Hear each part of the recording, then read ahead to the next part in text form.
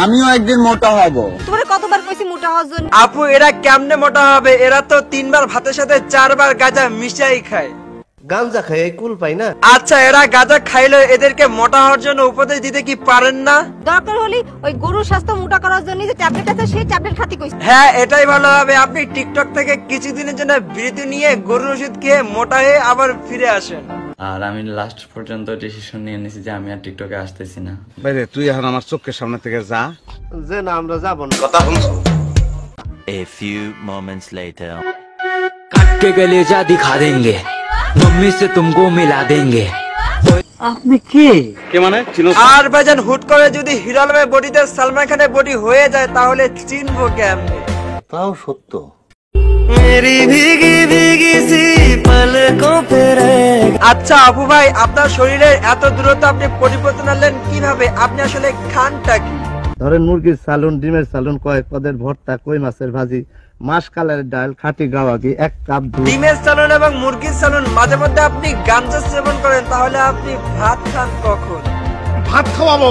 আর ভাইজান অপু আগে ছিল চপড়া ভাঙ্গা আর এখন হয়েছে মোটা। তার নাকি আবার ঠোঁট লাল, এত কিছু হলো কেমনে? খেয়েছে নাকি হারবাল? অপু ভাই 3 মাস আগে বলছিল সে নাকি আর টিকটক করবেই না, তার অ্যাকাউন্টে সে নাকি ডিলিট করে দিবে।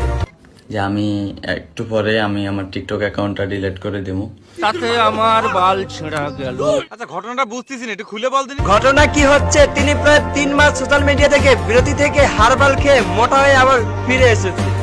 লিগে তোমার চেহারা এরকম হয়ে গেছে বহুত খুরমা খিচুড়ি। আরে কাকি হারবাল খেলে চেহারা খেজুরের মতো হয় না, সালমান খানের মতো হয়। এখন আপনারা জিজ্ঞাসা করতে পারেন আমাকে, অপু ভাই তো ঠিকই ছিল, তাহলে হারবাল খেলো কেন? আমারও তো সেই একই প্রশ্ন। আপনাদের চোখে অপু ভাই ঠিক থাকলেও তার হবু শ্বশুরের চোখে সে রোগা পাতলা ছিল, তাই তো তার বিয়েটা ভেঙে যায়। বিয়া ভাঙ্গি গেছে কে গছ? এইবার কি বিষয়টা বুঝতে পারছেন অপু ভাই কেন হারবাল খেলো আর কেনই বা মোটা হলো? জি স্যার। মোটামুটি শরীরে একটা ভাব আইছে না? আচ্ছা একটা কথা, আমার অপু যে হারবাল খেয়ে মোটা হয়েছে, আপনি কি জানেন হারবাল চিকিৎসা কারা করে? মানে হারবাল চিকিৎসা করার জন্য আসে কারা? হাবা হাগুবা বলদ টাইপের যারা, তারা আসে। সো আপনারা বুঝতেই পারতেছেন অপু ভাইয়ের ভবিষ্যতের শরীর স্বাস্থ্যের অবস্থা। আর ভাইজান আর একটা কথা, অপু ভাইয়ের এই পরিবর্তন দেখে জিয়াপুরে তাকে নিয়ে ক্রাশ খাচ্ছ, তাদের উদ্দেশ্যে বলতেছি শুকনা কিচমিচ যদি পানিতে রাখা হয় তাহলে অটোমেটিক সেটা ফুলে ওঠে। তা হয়েছেটা কি শুনি? আর যেসব আপুরা আমার এই যুক্তিকে অস্বীকার করে তার সাথে প্রেম করতে চাচ্ছ, তাদেরকে বলতেছি প্রেম করার কোনো দরকার নেই, সামনে শীত আসতেছে, বিয়ের কথা ভাইবা।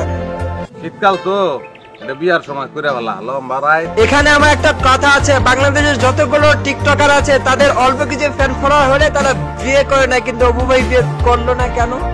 বিয়ে হয় না তাতে তোর কি? না আমার এখানে কিছুই না, সে যদি সত্যি বিয়ে না করে তাহলে মিয়া বংশ থেকে তাকে আমি বিয়ে করে দিতাম। আমি মিয়া বংশের ছেলে। আমিও মিয়া বংশের মেয়ে। सोच के दिल मेरा जोरों से धड़कता है। আমি তো জানতাম অপু ভাইয়ের বাবা নেই, ঢাকায় থাকার মতো জায়গা নেই, পকেটে টাকা নাই। তুই ঠিক কথা বলেছিস। কিন্তু ইদানিং সে ব্যাক করে নতুন কাপড় চোপড় পরে ভিডিও বানাচ্ছে।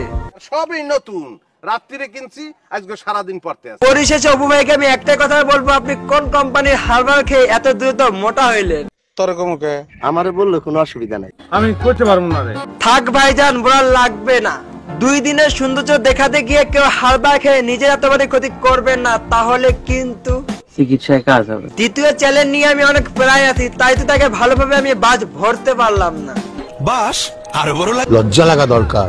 ভিডিও ভালো লেগে থাকলে অবশ্যই ভিডিওতে একটা লাইক করে দিতে হবে, আর পেজ হলে অবশ্যই ফলো করতে হবে, আর চ্যানেল হলে অবশ্যই সাবস্ক্রাইব করতে হবে। এইটা আমরা জানতাম। যাই হোক, তো বন্ধুরা আমার সাথে গোটা ভিডিও জুড়ে আপনাদেরকে থাকার জন্য অসংখ্য ধন্যবাদ। আজকের মতো আল্লাহ হাফেজ, বাই বাই।